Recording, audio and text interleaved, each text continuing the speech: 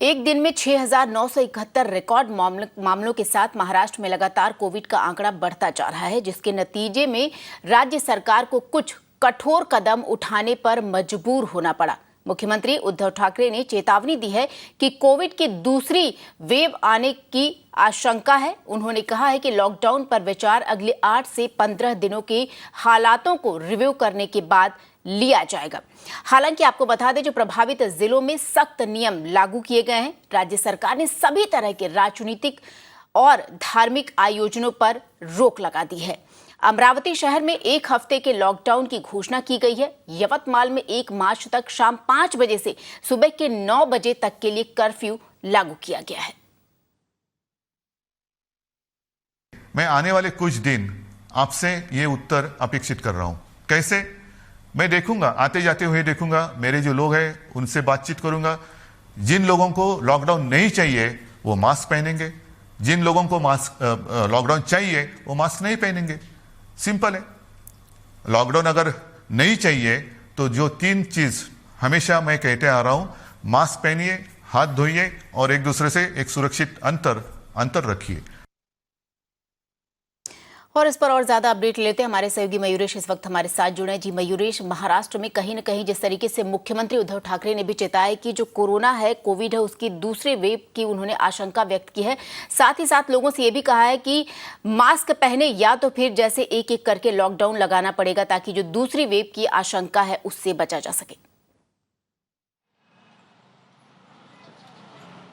बिल्कुल, कल उद्धव ठाकरे ने ये साफ कर दिया कि अगर लोग मास्क नहीं पहनेंगे तो लॉकडाउन लगाने की नौबत जो है वो फिर से आ सकती है। इसलिए उन्होंने कहा कि लोगों के ऊपर ये है, अगर आप चाहते हैं कि लॉकडाउन होना चाहिए तो बिल्कुल आप बेशक मास्क नहीं लगाएंगे, लेकिन अगर आप चाहते हैं कि लॉकडाउन नहीं होना चाहिए और जो थोड़े बहुत रिस्ट्रिक्शंस लोगों के ऊपर है उसके साथ अगर आप कंटिन्यू करना चाहते हैं तो बिल्कुल और बेशक आप मास्क लगाइएगा। अगर हम बात करें महाराष्ट्र की, तो महाराष्ट्र में कल 24 घंटे में जो है वो तकरीबन 6,900 केसेस जो है नए केसेस रिपोर्ट किए गए हैं।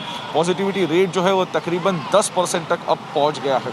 यही बात अगर हम बाकी के डिस्ट्रिक्ट की करें, जिलों की करें, तो अमरावती में जो है आज शाम 7 बजे से पूरे 1 हफ्ते का हम जिसे कहें कि स्ट्रिक्ट लॉकडाउन होगा, जिसमें सिर्फ इसेंशियल सर्विसेज होंगी।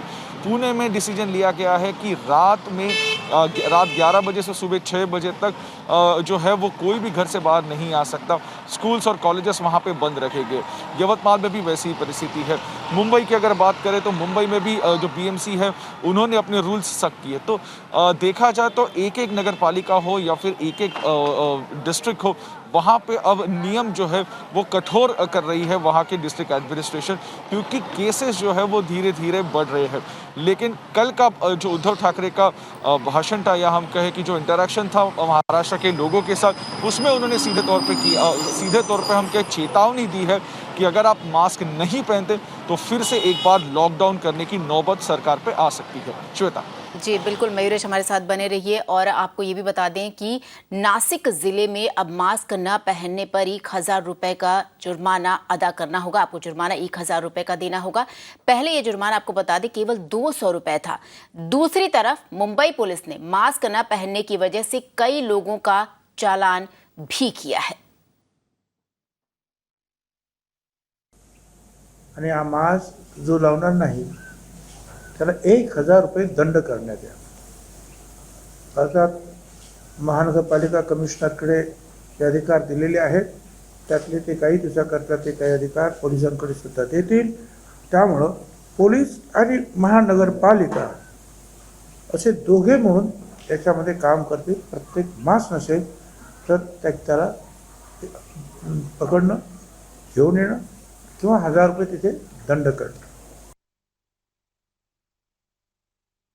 और मुंबई की बात करें तो मुंबई में बीते 24 घंटे में कुल 900 मामले सामने आए हैं। वहीं सीएम उद्धव ठाकरे की चेतावनी के बावजूद लोग कोविड के नियमों की अनदेखी कर रहे हैं। कई लोगों को सार्वजनिक जगहों पर बिना मास्क के देखा गया। रनाऊ लगातार कोविड से संबंधित नियमों को तोड़े जाने की खबर भी दिखा रहा है। और चलिए इस पर और ज्यादा जानकारी देने के लिए हमारी सहयोगी दिशा शाह हमारे साथ जुड़े। जी दिशा, मुंबई की खास तौर पे बात करें तो यहाँ पर भी जो कोविड के मामले हैं वो लगातार बढ़ रहे हैं और अभी अगर कल की ही बात करें तो कल भी अगर 900 के पार ये आंकड़ा पहुंचा, सच में चिंता का विषय है ये।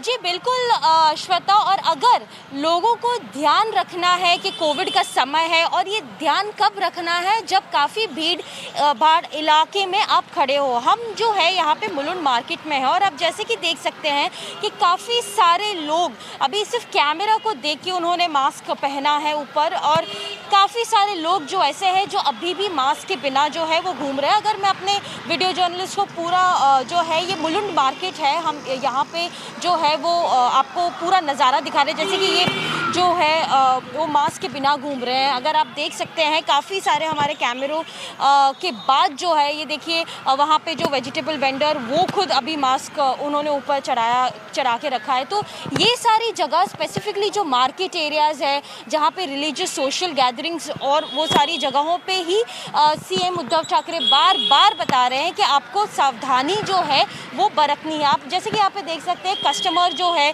2 लेडीज़ जो है और उसके साथ जो वेजिटेबल वेंडर है उन्होंने भी मास्क जो है वो नहीं पहना गया, उन्होंने सिर्फ कपड़ा जो है गले तक रख दिया और अभी हमारे कैमरा के बाद जो है वो पहन रहे हैं। तो ये सारी काफ़ी जो वॉयलेशंस है वो बार बार लगातार सिर्फ ना ही मुंबई के दर्शकों बट अक्रॉस महाराष्ट्र में यही स्थिति है और यही सारे एरियाज़ हैं जहाँ पे लोगों को काफ़ी और सावधानी बरतनी पड़ती है, पर यहाँ पे हम काफ़ी देख रहे हैं कि नहीं हो पा रही है और इस वजह से जो है वो चेतावनी खुली, जैसे कि मयूरेश बता रहे थे कि वो 15 दिन तक और सिचुएशन देखेंगे और उसके बाद अगर दूसरा लॉकडाउन अगर चाहिए तो डाल भी सकते हैं अगर सिटीजन्स जो है वो सुधर जाए।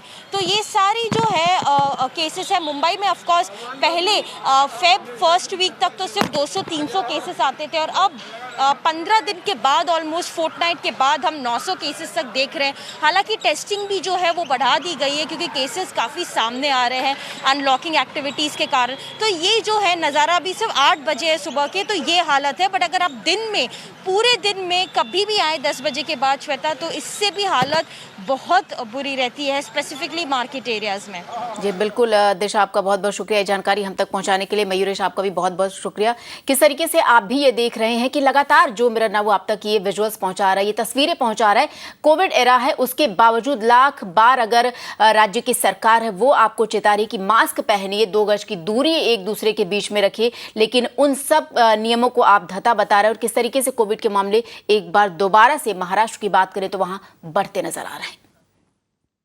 और चलिए अब आपको बता दें कि एम्स के डायरेक्टर डॉक्टर संदीप गुलेरिया का कहना है कि भारत में कोरोना वायरस के खिलाफ हर्ड इम्यूनिटी का डेवलप होना बहुत मुश्किल है। उन्होंने कहा है कि अलग अलग तरह के स्ट्रेन और उसकी तुलना में अलग तरह की इम्यूनिटी से दोबारा संक्रमित होने का खतरा बढ़ जाता है। साथ ही गुलेरिया ने यह भी कहा कि अभी तक किसी भी सीरो सर्वे में ये बात सामने नहीं आई है कि भारत हर्ड इम्यूनिटी प्राप्त कर रहा है। हर्ड इम्यूनिटी ऐसे कुछ लोगों के अंदर डेवलप होती है जो वायरस से संक्रमित हो चुके होते हैं। इसकी वजह से आपको बता दें कि उनके शरीर में एंटीबॉडी का निर्माण होता है। ऐसे लोग संक्रमित और गैर संक्रमित लोगों के बीच रक्षा कवच का काम करते हैं।